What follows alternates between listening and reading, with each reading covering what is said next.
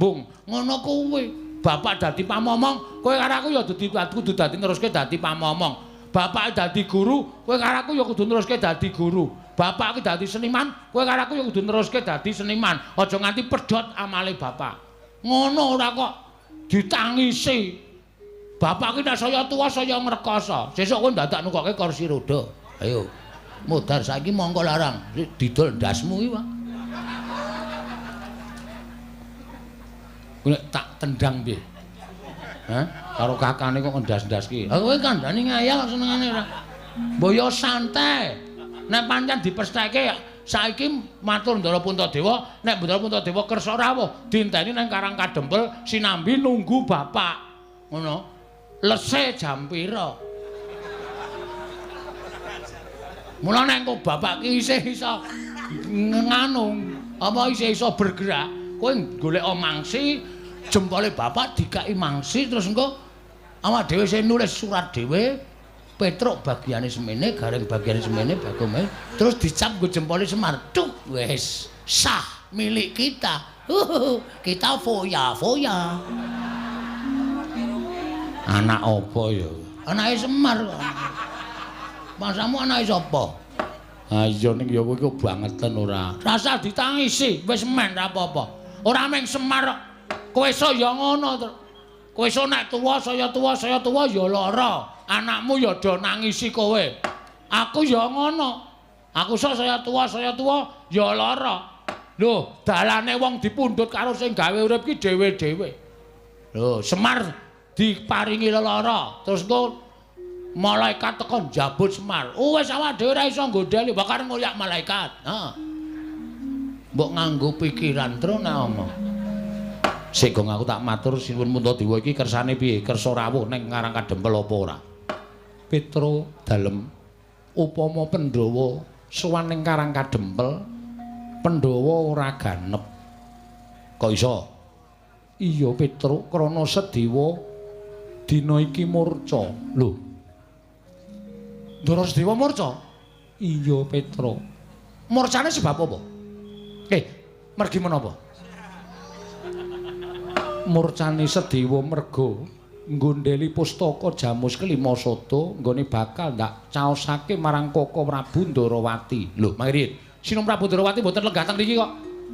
Nembe wae jengkar nggawa pustaka Jamus Kelima Sada. Mula yen Pandhawa sowan gotang loro ora bisa mbaya pustaka Jamus Kelima Sada lan Sedewa ya ora ana. Waduh, Gong. Mati tenan Semar. Ya wis ayo mulih tuku peti sisan. Kowe kok bingung ta ngapa ta? Gawe santai lho. Gawe santai lho. Waduh gayane kok logatmu iki lho. Lho ya apa sih? Nyapa terus nyapa. Nyapa kampleng modar ora. Kok iso diastos Sinuwun Ndarawati? Ya merga Ndarawati ketaman pegebluk. Terus critane pripun? Pustaka Jamus Kelima Sada arep tak paringake marang Koko Prabu Ndarawati Werkudara sarujuk Janaka sarujuk Nekula ya mathuk nanging Sedewa ingkang darbi atur Sedewa dhewe ingkang ora sarujuk marang karsaku nggone nyaosake pustaka Jamus Kelima Sada. Terus dadi dukane pepundhenmu bendaramu Jodipati Ndara Werkudara. Iya. Terus Sedewa didukani ndaramu Werkudara apa dene ndaramu Mandura Koko Prabu Baladewa ora kuat ngampet murkaning ati ndaramu Jodipati wekasan kawiyos pengendikane Sedewa ditundung minggat dening ndaramu Werkudara Petro Jaja muntap lirik netap duka yayasinipe netra kocak ngundarandir hitup nyomangolon saka wadananira mbranang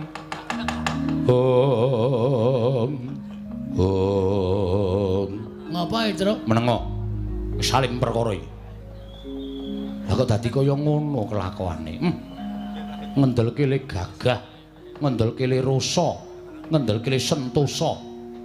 Lah kok mentala karo dulure dhewe. Ingkang mestine Ndara Sedewa iki dadi jangkeping Pandhawa sowan ning Karang Kadempel. Ning kok mergo saka nuruti karo mubal babaling nepsu. Ora gagas kuwi kulawargane, ora gagas kuwi adine. Kok wani nundung karo Ndara Kusdewa? Petuk, kowe iki ngopo? Sik, sirah sampean ngaling-alingi kok. Lho, kowe iki nesu sapa? Ndara Werkudara. Kok mandeng aku? Nuwun sewu, mestakane ngaling-alingi. Rada medun. Wah, edan. Nah, ngono.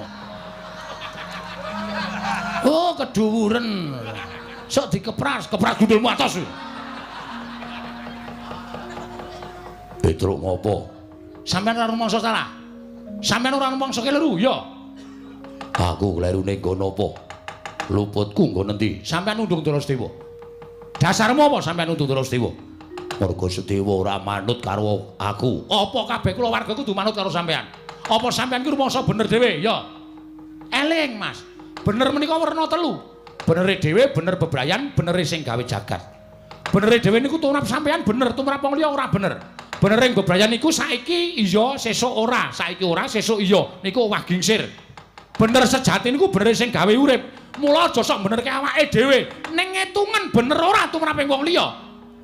Ndara Sedewa niku adimu, tur niku beda ibu karo sampeyan.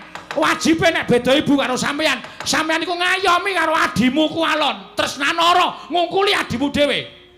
Kok njur semenang-menang. Sedewa, minggat. Ngoten ta, Pak? Wah, ora bawe-bawe. Iki kula mesut tenan iki. Kelengkapaning kok kata-katamu kok meneng wae iki.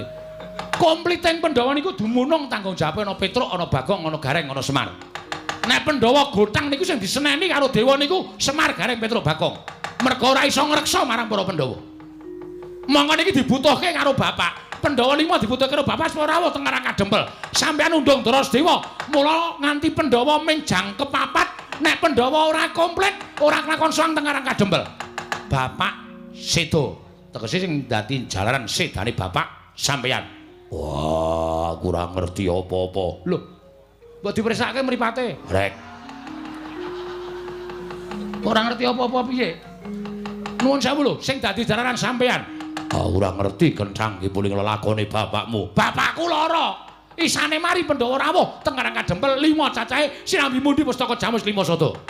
Ndara Sedewa ora ana, pustaka Jamus Lima Sada ilang. Digawa Ratu Ndarawati. Tegese bapak pancen disengkake patine karo para Pandhawa. Niki kula ora trima. Ya, Gong. Ini gini. Iki pancen ketoke wis sengaja, Tru. Heeh. Iki pancen wis sengaja to gawe cintrakane Bapak Semar. Ndara Sedewa ditundung karo Ndara Werkudara, Prabu Puntadewa maringke pustaka Jamus Lima Sada karo Prabu Kresna. Ada? Iya. Karepe piye iki? Ki aku nek nesu nguyuh sanggon-gon iki. Ya aja nguyuh sanggon-gon ora. Tielot apa? Tielot. Toilet. Tielot ora. Ngarani kleru kok ora. Heeh. Niki pancen wis disengaja, jelas wis disengaja. Nek carane kaya ngene iki, aku ora trima. Aku ora seneng nek kahanane kaya ngene. Pancen niate arep gawe sengsarane Bapak Semar. Oke, ora masalah. Nek ngono wis ora do ngelingi lelabuhane Bapak Semar. Tru, tanganmu ngene, Tru. Ya. Tak nggo mik. Oh ya. Ora do ngelingi lelabuhane Bapak Semar. Muni kok muni. Mula kang sawe aku ora nrimake. Aku ora nrimake diatur ngersane Bapak Semar. Nek Pandhawa ora komplit, ora iso sowan ning Karang Kadempel. Ndara Sedewa murca, Ndara Sedewa lunga. Sing nundung sapa? Sing nundung Pak Kos. Waduh. Sing nundung Ndara Werkudara. Sing nundung Ndara Werkudara. Gagong. Sing nundung Ndara Werkudara. Sing nundung Ndara Werkudara. Mula wektu dina iki Ndara Werkudara karo Prabu Baladewa menjadi terdakwa. Lho. Aku ngopo? Has, kowe kakane Kresna ta kowe? Kowe kakane Kresna, aku tak takon karo kowe. Ndarawati kenaman apa goblok apa ora? Lho, aku ora ngerti. Sampeyan mriki sebabe dikanthi ya Prabu Ndarawati. Kon dadi saksi. Saksi yang mengatakan hal yang tidak nyata mendapat sanksi. Anda kesalahan. Melanggar pasal 521.